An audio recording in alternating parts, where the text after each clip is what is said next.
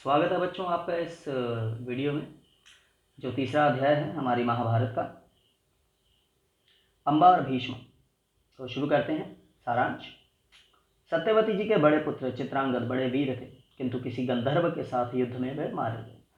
उनके कोई संतान नहीं थी, इसलिए उनके छोटे भाई विचित्रवीर्य जी को हस्तिनापुर का राजा बनाया गया।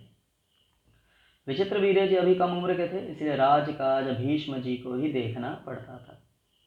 जब विचित्रवीर्य विवाह के योग्य हुए, तब भीष्म जी को उनके विवाह की चिंता हुई। काशी राज्य की कन्याओं का स्वयंवर होने वाला था। भीष्म जी उस स्वयंवर में पहुंचे। उस स्वयंवर में देश विदेश के राजकुमार शामिल हुए थे। भीष्म सभी राजकुमारों को हराकर काशी राज की तीनों कन्याओं को बलपूर्वक रथ पर बैठाकर हस्तिनापुर पहुंचे। ठीक है। काशी राज्य की बड़ी पुत्री सोभ देश के राजा शाल्व को मन ही मन अपना पति मान चुकी थी। शाल्व ने भीष्म के रथ का पीछा किया। उन्होंने भीष्म का विरोध किया। इस पर शाल्व और भीष्म जी के बीच घोर युद्ध हुआ। इस युद्ध में भीष्म जी ने शाल्व को हरा दिया। भीष्म काशी राज्य की कन्याओं को लेकर हस्तिनापुर पहुंचे। यहाँ विवाह की सारी तैयारियां हो चुकी थी। जब कन्याओं को विवाह मंडप में ले जाने का समय हुआ, तो अम्बा ने एकांत में भीष्म जी को अपने मन की बात बताई कि सोभ देश के राजा शाल्व को वह अपना पति मान चुकी है। ठीक है बच्चों।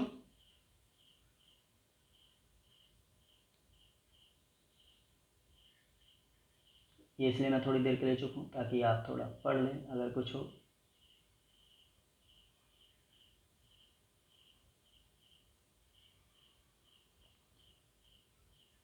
आगे बढ़ते हैं अब। तो जब अम्बा जी ने कहा कि वो राजा शाल्व को अपना पति मान चुके हैं, तो भीष्म जी ने अम्बा जी को उचित प्रबंध के साथ सोभ देश के राजा शाल्व के पास भेज दिया।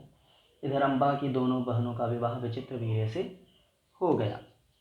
इधर अम्बा जब शाल्व जी के पास पहुंची, तो उन्होंने अम्बा को अपनी पत्नी मानने से इनकार कर दिया। कितनी अद्भुत चीज़ है ना। शाल्व जी ने कहा कि भीष्म बलपूर्वक हरण करके तुम्हें ले गए। इतने बड़े अपमान के बाद मैं तुम्हें स्वीकार नहीं कर सकता। अब उचित यही होगा कि तुम भीष्म जी के पास ही लौट जाओ और उन्हीं की सलाह के अनुसार कार्य करो। कितनी विडंबना थी कि वो उनके लिए छोड़ कर आई। बेचारी अम्बा हस्तिनापुर लौटी।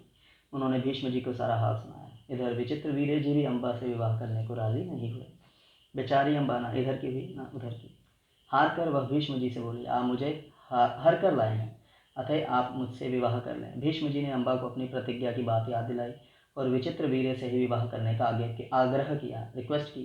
किंतु विचित्रवीर्य जी ने इस आग्रह को स्वीकार कर दिया। भीष्म जी ने अम्बा जी को समझाकर राजा शाल्व के पास ही जाने की प्रार्थना की। लाचार अम्बा पुनः शाल्व के पास गई। ठीक है बच्चों। तो वो पुनः शाल्व जी के पास गई।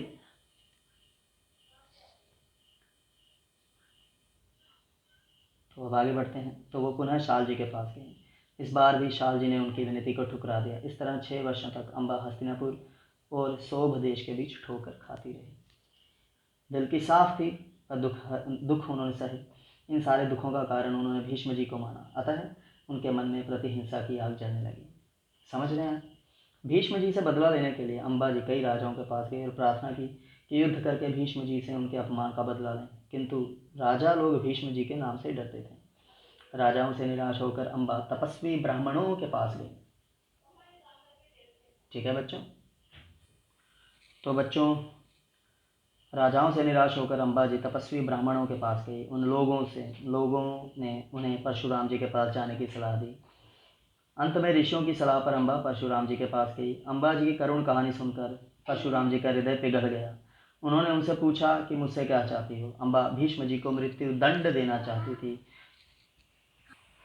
तो जब अम्बा जी ने कहा कि मृत्यु दंड देना चाहती हैं वो भीष्म जी को, तो परशुराम जी ने अम्बा जी की प्रार्थना पर भीष्म जी को युद्ध के लिए ललकारा। युद्ध कई दिनों तक चलता रहा, किंतु हार जीत का फैसला ना हो सका। अंत में परशुराम जी ने हार मानकर अम्बा जी से कहा कि तुम भीष्म जी की ही शरण में जाओ। किंतु अम्बा विचलित नहीं हुई। वह तपस्या करने वन में चली गई। अपने तपोबल से वह स्त्री रूप छोड़कर पुरुष बन गई और उन्होंने अपना नाम शिखंडी रख लिया। तो ये शक्ति थी तपस्या में। जब कुरुक्षेत्र में कौरवों और पांडवों के बीच युद्ध हुआ, तब भीष्म जी के विरुद्ध अर्जुन जी के रथ पर शिखंडी आगे बैठे थे। भीष्म जी यह जानते थे कि अम्बा शिखंडी का रूप धारण करके रथ पर बैठी हैं, इसलिए उन्होंने उन पर बाण चलाना उचित नहीं समझा। इस युद्ध में अर्जुन जी ने शिखंडी जी को आगे करके भीष्म पितामह पर बाण चलाया, विजय प्राप्त की। जब भीष्म घायल होकर धरती पर गिरे तब अम्बा का क्रोध शांत हुआ। तो आखिरकार उन्होंने अपना बदला इस प्रकार लिया था। ठीक है बच्चों, धन्यवाद।